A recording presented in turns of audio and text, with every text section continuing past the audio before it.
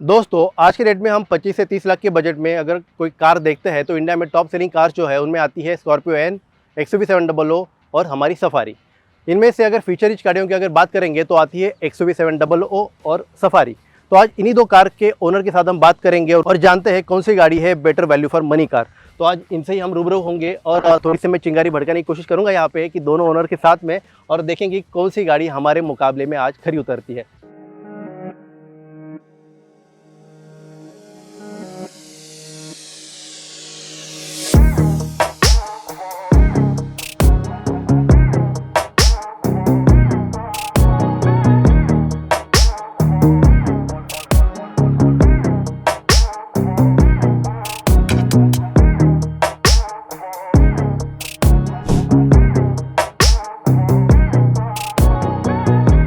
तो मैं वेलकम करता हूँ समीर जी को, वेलकम करता हूँ उमेश जी को, जिनको आप पहले से आप जानते हो। तो बताइए, मैं सबसे पहले शुरू करूँगा समीर जी से। तो Sameer ji, welcome to our show pro wheeler. Thank you. सबसे पहले बताइए why XUV 700। See this is my dream car. ये रही है मेरी ड्रीम कार और मैं देख रहा था एक गाड़ी जो बहुत कॉर्पोरेट रिक्वायरमेंट और फैमिली के पॉइंट ऑफ व्यू से फिट बैठे, तो ये गाड़ी मेरे लिए परफेक्ट फिट थी। आपने कब परचेस करी थी इसको? इसको मुझे लगभग अभी 1 साल हो गया है। ओके, तो हम उमेश जी से जानते हैं। उमेश जी, आप बताओ वाई सफारी। तो मेरा पहले से ही था कि मुझे एक 7 सीटर कार चाहिए और थोड़ी रगड दिखने वाली लुक चाहिए, and I feel that Tata safari is the best looking car in this segment, तो इसलिए मैंने टाटा सफारी। लुक्स की लिए आपने बात करी, आपको क्या लगता है लुक्स में कौन सी कार ज़्यादा अच्छी लगती है? मुझे लगता है इसमें कोई कंपैरिजन ही नहीं है। Undoubtedly XUV 7 is the big daddy of all. ठीक है, आप बीच में शायद स्कॉर्पियो को भूल रहे हैं। ठीक है, हम दोनों गाड़ियों के बीच में बात कर रहे हैं, तो आगे बढ़ते हैं। अगर हम इंडियंस की मेंटेलिटी की बात कर ले, सबसे पहला क्वेश्चन उनके दिमाग में आता है गाड़ी भले कितने की करोड़ों की गाड़ी ले ले, लेकिन भाई साहब माइलेज कितना देती है? तो इसमें भी हमारी जो XUV 700 है ज़बरदस्त कॉम्पिटिटर है। मुझे 13 के आसपास का एवरेज मिल जाता है। मेरी मैनुअल ट्रांसमिशन की गाड़ी है, डीजल कार, डीजल 2.2 इंजन होने के बावजूद। ठीक है, उमेश जी आप बताओ। यहाँ पे मैं थोड़ा कम एवरेज है, मेरी गाड़ी का एवरेज मुझे मिलता है जो is not more than 9 kilometres, but this is an automatic diesel car. I will tell you ये क्यों है। मुझे थोड़ा एवरेज ज़्यादा कम मिलता है क्योंकि मेरी गाड़ी जो है वो 2 टन की गाड़ी, this is almost 1958 kg and that is almost 1700 kg।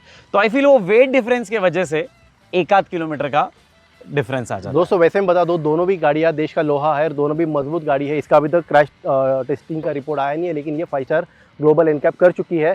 तो ठीक है, आगे बढ़ते हैं हम। तो उमेश जी, जैसे कि सबको पता है, आपने ऑलरेडी बोला हुआ है कि आपने ये गाड़ी लेने से पहले XUV 700 को भी आपने पहले आपकी पसंद रह चुकी है। तो आप बताइए, ये गाड़ी आज के रेट में अगर आपको ऑप्शन मिलता है, मतलब मुझे लगता है कि आज उमेश बोलेंगे कि नहीं भाई ये गाड़ी अच्छी है, इसके साथ आने की कोशिश करेंगे, क्या नहीं? नहीं, मैं नहीं आना चाहूंगा। देखिए, तो अगर मैं पहले बोला जाऊं तो पहले ऐसा हुआ करता था कि यू हैव XUV 700 जिसमें एडास आता था, सफारी में नहीं आता था। But now if you compare neck to neck, ADAS उसमें भी आता है, एडास इसमें भी आता है। अगर उसमें फ्रंट इलेक्ट्रिक सीट्स मिलती है तो यहाँ पे दोनों फ्रंट इलेक्ट्रिक सीट्स मिलती है, बॉस मोड मिलता है, एम्बिएंट लाइट मिलती है। तो अगर आज भी मुझे लेना है, and still safari is cheaper than XUV 700 with less waiting period, तो अगर मेरे पास आज भी होता तो still I would have bought Tata safari. मैं यहाँ पे आने की कोशिश करूंगा। बताओ समीर, फिर तुमको लगता है ये फीचर इन्होंने जो बोला आप उनके साथ अग्री करते हो? देखिए, सारी चीजें एक साइड में, वो अंगूर खट्टे वाली कहानी होती है ना कि जिन लोगों को XUV नहीं मिली, they have settled for safari। ये सही बात है, ये उमेश लास्ट टाइम कहा था। I'll agree to this point, I'll not deny this point कि जब मैं लेने गया था तब मुझे XUV 700 ही चाहिए थी, बट वेटिंग पीरियड 18 महीना होने की वजह से मैं नहीं लिया, मैं गया अपनी टाटा सफारी में। But we are talking about 2023 now, this was I am talking about 2022 जब एडास एंड ये सारी फीचर्स नहीं आए थे। But if you talk now, see if you compare now, both are on the same side. 2022 में XUV 700 was way ahead of Tata Safari at any day. ADAS आ जाता है, बेटर कॉकपिट आ जाती है, बड़ी स्क्रीन आ जाती है, बट एज ऑफ नो नहीं। समीर जी, मुझको एक बात बताओ, आगे हम बढ़ेंगे, पावर के बारे में हम जानेंगे। पावर फिगर के बारे में आपको पता था ये गाड़ी लेने से पहले कि इसमें ज़्यादा पावर मिलेगी, सफारी में उतनी पावर है नहीं है, क्या बोलते हैं? मैं एक बात आपको ओपनली बोल देता हूँ। One of the basic reasons for buying this kind of a vehicle was YouTubers like yourselves, या बिकॉज आई थिंक जब ये गाड़ी मार्केट में लॉन्च हुई थी, ये इंडियन BMW के नाम से लॉन्च हुई थी। तो इसके जो फीचर्स, मुझे ऑनेस्टली में अगर आप मुझे पूछते हैं कि मुझे इसके पावर फीचर्स पता थे तो मुझे नहीं पता थे, बट जो गाड़ी का लुक है, जो गाड़ी की रोड प्रेजेंस है और जो मेरी रिक्वायरमेंट्स थी वो मैच हो गई, तो मैंने 2 बार सोचा नहीं और इसको बुक कर लिया। बेसिकली इन्होंने यूट्यूबर से इंस्पिरेशन लेके और गाड़ी के लुक्स को पसंद करके इन्होंने ये गाड़ी बुक करी थी और गाड़ी ले ली थी। तो आपको नहीं लगता कि एक बार गाड़ी के टेस्ट ड्राइव ले लेते हैं, गाड़ी को थोड़ा सा वेट कर लेते हैं, गाड़ी के जो सर्विस के बारे में कुछ कंप्लेंट्स आती है क्या आती है, उसके बाद आप गाड़ी को बुक कर लेते हैं, या फिर आपने थोड़ा सा फटाफट डिसीजन लेके महिंद्रा के ऊपर अपना ट्रस्ट सिखा दिया? हो सकता है ये बात सही है, पर अगर आप देखें कॉन्टेक्स्ट को तो उसी दौरान कोविड का पीरियड चल रहा था जब सब वर्क फ्रॉम होम कर रहे थे। तो जब मेरा रिसर्च पूरा ऑनलाइन ही हो गया आप जैसे लोगों की वजह से, तो मैं क्यों किसी शोरूम में जाके अपना समय खराब करूं। चलो ठीक है, मतलब आप भी हमारे ऊपर भरोसा रख सकते हैं और बिल्कुल हम लोग यहाँ पे अपने गाड़ियों के ऊपर हाथ रख के कसम खाते हैं कि आपकी तरफ हम लोग सिर्फ ऑनेस्ट ही रिव्यू लेके आएंगे। तो उमेश जी, आप जी। मुझे बताओ जी कि जैसे समीर ने कहा, आप उस बात से अग्री करते हो कि पावर में ये गाड़ी कहीं ना कहीं पर थोड़ी सी, मतलब जैसे लोग कहते हैं, थोड़ी सी पीछे रह जाती है? देखिए, I tell you one thing, मैं इस बात से थोड़ा क्यों डिसएग्री करता हूँ, मतलब डिसएग्री नहीं करता हूँ, मेरा एक थोड़ा अलग पॉइंट है। मैं जो ये गाड़ी चलाता हूँ ये मोस्टली सिटीज़ में ही वेरी ज़्यादा चलती है। मतलब जैसे I travel a lot in the cities, कभी सामान डाल के इधर से उधर लेके जाना है या इसके लिए, तो उसके लिए क्या होता है, जो सिटी में मुझे जितना पावर चाहिए आई फील वो पावर उतना मुझे ये गाड़ी दे देती है। तो इसीलिए सिटी में आई विल से कि मुझे कोई फर्क ही नहीं पड़ता यार, अगर मेरा गाड़ी इतना पीएस है उतना पीएस है चलाना, तो मुझे 40,000। चलो ठीक है, ये तो आपकी कहने की बात हो गई, लेकिन पावर किसको अच्छा नहीं लगता है? नहीं, डेफिनेटली अच्छा लगता है, मैं बोलूंगा कि डेफिनेटली अच्छा लगता है, but again the same thing I am talking about कि जब आप ये वर्सेस वो चलाते हो then you feel the difference. But अगर आप यही चलाते हो, अगर आप वही चलाते हो then you are like okay ठीक है, वो मैं गाड़ी में अंदर बैठने के बाद इनको जब मैं ये गाड़ी चलाने दूंगा ना, तब ये इनसे बात सुनेंगे हम लोग। ठीक है, आगे बढ़ते हैं। आगे अगर हम लोग चलते, मतलब मैं मेरे पीछे चल रहा हूँ, यहाँ पे देखते हो दोनों गाड़ी के ऊपर पैनोरामिक सनरूफ आ जाता है। उसके साथ में अब हम साइड में आते हैं गाड़ी के और बात करते हैं गाड़ी के डोर्स के ऊपर। दोस्तों, जैसे हम गाड़ी के साइड प्रोफाइल में आए, मैं देख रहा हूँ इन दोनों में पहले से बहस छुड़ी हुई है कि गाड़ी के दरवाजे को लेकर के, गाड़ी के दरवाजे की ओपनिंग को लेकर के। तो भाई साहब क्या बात है, बताओ। ये गाड़ी को खोलना कैसे, मतलब आई अंडरस्टैंड फ्यूचरिस्टिक दरवाजा है, ये है वो है, बट यार मेरी गाड़ी में मैं जब चलाता हूँ Tata safari, I tell you कि मैं ना, मुझे आदत है मैं कभी भी गाड़ी अनलॉक करके नहीं बैठता, वहाँ पे रिक्वेस्ट सेंसर, तो मैं रिक्वेस्ट सेंसर दबाता हूँ, गाड़ी खुलती है और खींच देता हूँ। अब इसमें मैं आया यहाँ पे, मुझे दरवाजा खोलना है, तो पहले मुझे नंबर 1, नंबर 2 समीर बताएंगे। लंबा फीचर यार। I agree Umesh, I agree. जैसे मैं कह रहा था, हाँ। ये लुक को देखिए आप, हाँ। इतना फ्यूचरिस्टिक लुक आपको आज के डेट में किसी भी इंडियन कार में नहीं मिलेगा। हाँ। ये सिर्फ टेस्ला जैसी इंटरनेशनल कार्स में अवेलेबल है। And I think we should thank Mahindra for bringing these kind of new age features. Agree. But I agree with Umesh की सबको शायद ये पसंद ना आए। हाँ। जैसे शुरुआत में मेरी फैमिली को भी काफी कंफ्यूजन होता था, हाँ। And people try a lot to how to access the door, so that creates a bit of confusion. So partly I agree with you, but I think जब हम प्रो और कॉन्स को वे करते हैं, तो I think जब आप aesthetically बात करते हैं तो there is no match for this.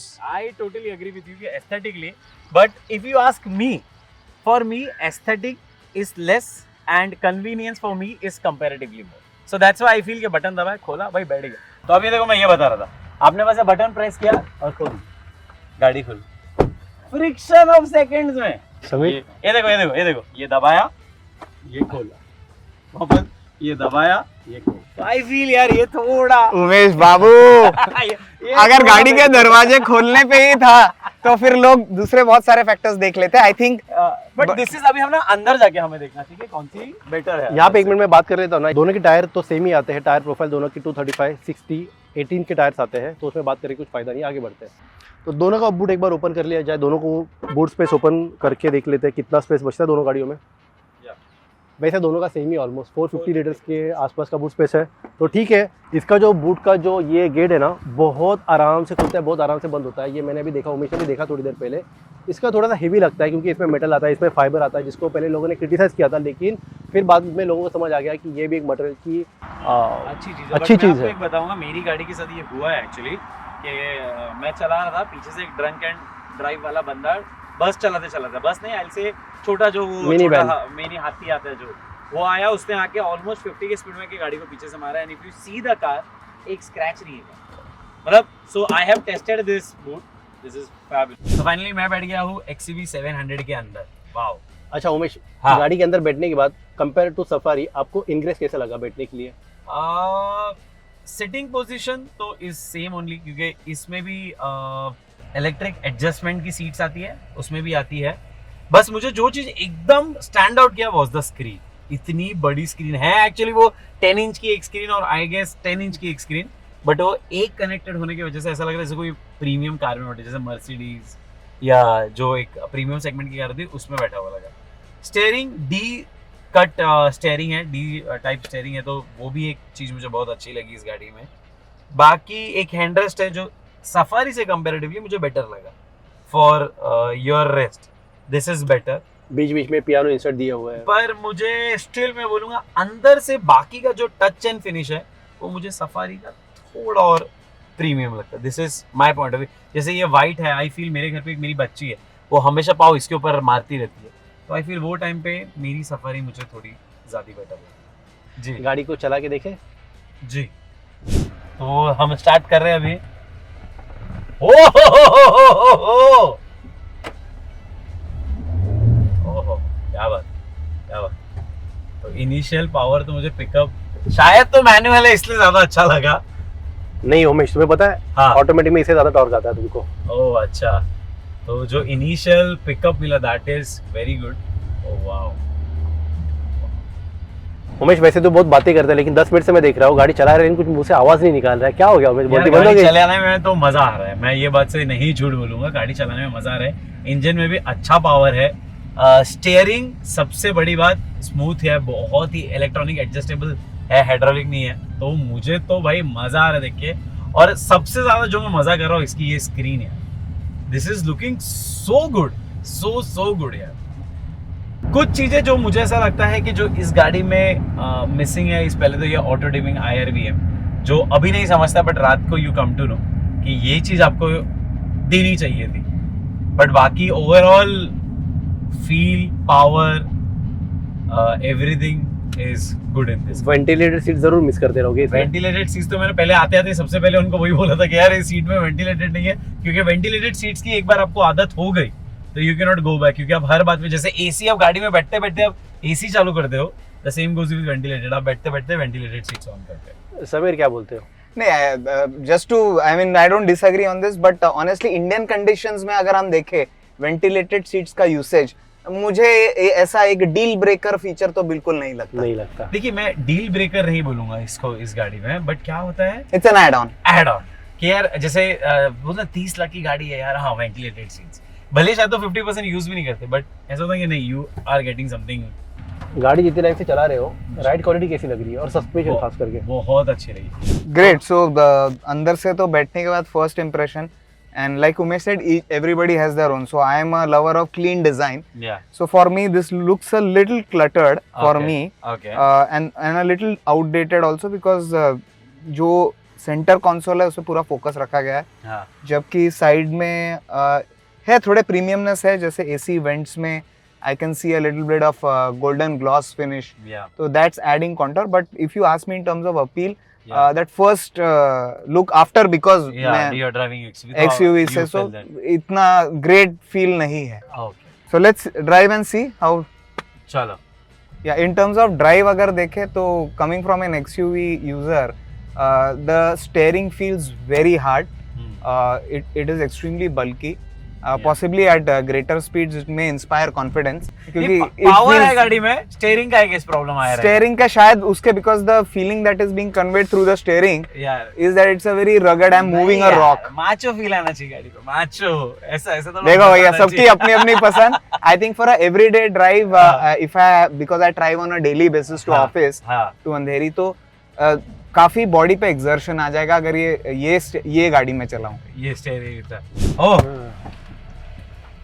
तो क्या बोलते हो उमेश, पीछे बैठ के बताओ? पीछे बैठ के भी यार सफारी जितना ही लेग रूम है, आई विल नॉट लाई कि ये लेग रूम उतना ही लग रहा है, हेडरूम भी लगभग उतना ही है मतलब, but I feel as one problem कि यार ये आगे नहीं जाती ना सीट्स, रिक्लाइन होती है ये सीट्स.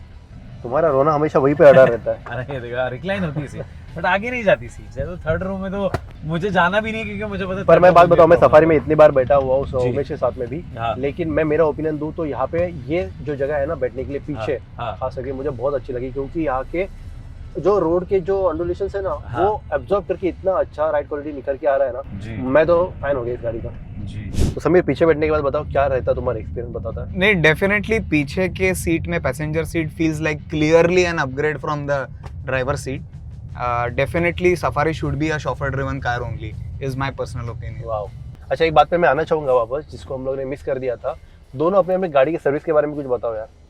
सर्विस कितनी हुई है, कितनी गाड़ी किलोमीटर चली हुई है, वो भी बता दो। मेरी गाड़ी का तो लास्ट सर्विस भी हो गया है, सारे सर्विसेज डेफिनेटली, उनकी गाड़ी की भी सारी सर्विसेज हो गई है। सर्विसेज वाज यार गुड, मतलब not that great in terms of Tata. मतलब टाटा है तो यू एक्सपेक्ट दैट कि यार थोड़ा सर्विस का प्रॉब्लम रहेगा ही रहेगा। मतलब मुझे वायरलेस चार्जर चेंज करने में काफ़ी टाइम लग गया, उन्होंने टाइम ले लिया। मतलब अगर हम उनकी जान के पीछे नहीं पड़ोगे तो चेंज भी नहीं करते। मैंने लास्ट में ऐसा बोल दिया कि मैं ले ही नहीं जाऊंगा गाड़ी, अब रख लो अपने पास ही गाड़ी, अब 1 महीने बाद दो। फिर उन्होंने मुझे रिप्लेस करके दिया, but I feel that is a problem. But I am pretty sure Mahindra थोड़ा ही इससे बेटर होगा। नहीं मैम, नहीं, I slightly will disagree with you on this point, okay. and it's a very welcome change from Mahindra. Okay. I think जो segment में अब महिंद्रा आई है वो पहचान गई है कि जो कैटेगरी कस्टमर उनको अगर रिटेन करने हैं, हाँ। उनके सर्विस लेवल्स भी उनको अच्छे रखने पड़ेंगे। टाटा के साथ भी यही प्रॉब्लम हो रहा है। टाटा की गाड़ियां जितने लेवल पे बिक रही है, उनकी सर्विस सेंटर उतने ज्यादा नहीं खुल रहे हैं। मतलब तो I feel that is a problem. गाड़ी तो राइट टाइम मिल जाती है, बट सर्विस इज और स्टाफ भी थोड़ा सा ऐसा है कि थोड़ा सा, मतलब जैसे कि हमने और टाटा की एक वीडियो में देखा था, जिन ओनर ने हमें बताया था कि उनको हमारी तरफ ऐसा अप्रोच रहता है कि मतलब वो गवर्नमेंट एम्प्लॉई है। हाँ। हम लोग किसी काम के लिए वहाँ पे गए हुए हैं, रावण घुमा। मतलब मैं आपको खुद बता रहा, जब मैं टाटा सफारी लेने गया था, मेरा एक्सपीरियंस ऐसा था, मैं बिक चुका हूँ, मतलब मैं लेने वाला हूँ गाड़ी, but still he is not able to convince me to buy the car. मतलब ऐसा कि 90% I am ready to buy the car, but still हाँ ऐसा वैसा। तो I feel that is I think Tata should sales experience. No, I think तुम्हारा sale experience नहीं, मेरे को लगता है मेरा सेल्स से लेके सर्विस तक I think Mahindra is doing a splendid job. Okay, They have done an excellent job right from picking up the car for service to dropping me, and entire I think मेरा जो journey था purchase का, till the day I purchased the car, जिस तरीके से उनके sales person ने मेरे से इंटरेक्ट किया, टाइम टू टाइम मुझे इन्फॉर्मेशन देते रहे, और काफ़ी वो फ्रेंडलीनेस जो होता है कस्टमर के साथ बिल्ड करने का, सो पूरा थम्स अप देता हूँ मैं महिंद्रा। ठीक है, यहाँ पे मैं एग्री करता हूँ इनके साथ में क्योंकि मैं भी महिंद्रा कार ओन करता हूँ और मुझे पता है कि जो महिंद्रा हम लोग पहले जाने जाते थे ना, महिंद्रा की कार्स, आज के डेट में वो खुद इतनी अच्छी सर्विस के लिए पीछे पड़े रहते हैं ना। हर बार फोन करेंगे आपको, कार की सर्विस के बाद भी 4 बार फोन करेंगे, सर आपको कैसी लगी, सर आपकी गाड़ी यहाँ पे आई थी, सर वापस कब भिजवा गए, सर हमें रेटिंग दे दो। तो ये टाटा में, मेरे पास टाटा की भी कार है, लेकिन वो मुझे टाटा से ना फोन आते नहीं, क्योंकि उनको पता है कि हम लोग गाड़ी देती ही नहीं है, राइट। बट टाटा को क्रिटिसाइज नहीं कर रहा यहाँ पे, लेकिन उनकी जो सर्विस है ना, वो डीलरशिप जो वहाँ पे है, वो सेल्स के साथ में सर्विस आगे थोड़ा और इम्प्रूव होना चाहिए। ये हमारा एक पॉजिटिव नोट उनके पास हम लोग कन्वे कर रहे हैं। तो ठीक है, इसके साथ हम लोग आगे बढ़ते हैं।